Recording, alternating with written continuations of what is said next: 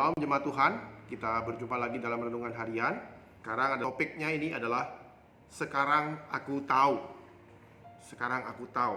Saya akan membacakan dalam Wahyu 5 ayat 12. Anak domba yang disembelih itu layak untuk menerima kuasa dan kekayaan dan hikmat dan kekuatan dan hormat dan kemuliaan dan puji-pujian.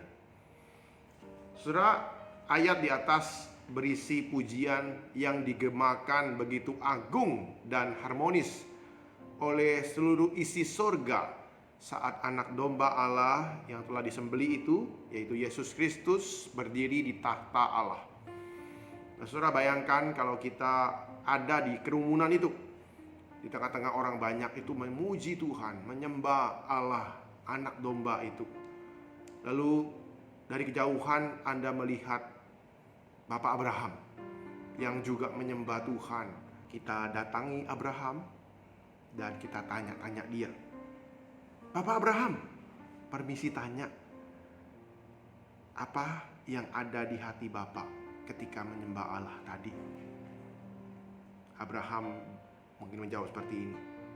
Aku sekarang jadi mengerti. Apa maksud Anda, Bapak Abraham? Ya, aku mengerti apa yang ada di dalam hati Allah ketika Ia mengorbankan anaknya di kayu salib. Allah pernah berkata kepadaku saat aku hendak mempersembahkan anakku, Ishak, sebagai korban penebus dosa. Jangan bunuh anak itu, jangan kau apa-apakan dia, sebab telah ku ketahui sekarang bahwa engkau takut akan Allah, dan engkau tidak segan-segan untuk menyerahkan nyawa anakmu yang tunggal kepadaku. Ya, pasti sulit bagi Anda, Bapak Abraham, sebagai seorang ayah yang punya anak tunggal satu-satunya, mengorbankan si Ishak. Abraham menjawab, benar. Tetapi Allah menghentikan Ishak, anakku itu, dikorbankan. Ia menyediakan seekor domba jantan menggantikannya. Namun ia tidak memberikan pengganti ketika anaknya sendiri, anaknya yang tunggal, Yesus Kristus, merelakan diri mati disalibkan bagi dosa-dosa kita. Abraham berkata, ya, aku tahu. Aku tahu sekarang bahwa Allah mengasihi aku dan tidak menyayangkan anaknya yang satu-satunya, menyerahkan dirinya, nyawanya untuk menyelamatkan aku. Aku tahu sekarang artinya Allah menyediakan. Jehovah Jireh, Allah menyediakan bagiku pengganti bagi anakku. Allah bukan hanya Allah yang aku kenal, Dia sebagai Allahku, tetapi Allah yang mengasihi aku, Allah yang telah menyediakan pengganti bagi dosa-dosaku. Sekarang aku mengerti. Saudara, begitulah salah satu percakapan yang mungkin terjadi di sorga. Dan sepanjang kekekalan, kita tidak akan pernah habis mempercakapkan betapa panjang, lebar, dan dalam dan tingginya kasih Kristus kepada kita.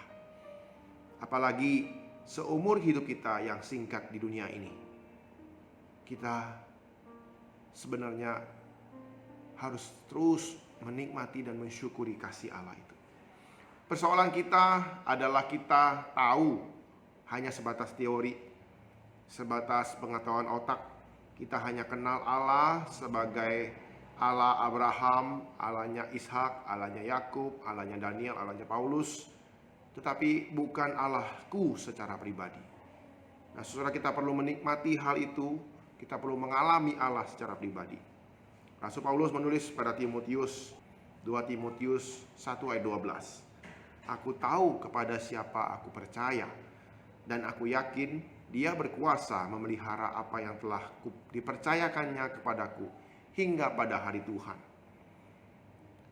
Saudara, Rasul Paulus bukan hanya tahu tentang Allah, tetapi dia mengalami siapa Allah itu, dan dia menikmati Allah itu dalam kehidupannya, dalam kesehariannya. Saudara, Rasul Paulus tahu dan percaya siapa Kristus Yesus, Tuhannya itu. Nah, saudara, itulah sebabnya Paulus begitu berani menderita.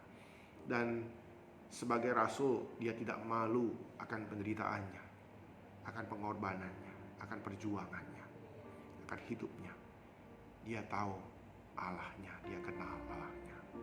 Nah, saudara, biarlah kesaksian ini, cerita firman Tuhan hari ini boleh menguatkan kita.